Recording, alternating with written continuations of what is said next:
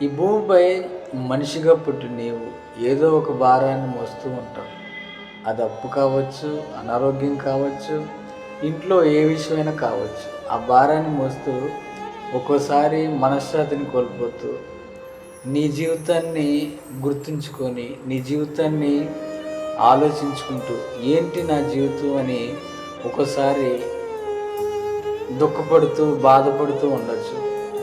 అలాంటి పరిస్థితుల్లో నీకు బంధువులు జ్ఞాపకం రారు, అనుబంధాలు నిన్ను ఆదుకోలేవు. అలాంటి సమయంలో నీకు గుర్తొచ్చేది ఒకటే ఏంటంటే అది దేవుడు ఒక్కడే.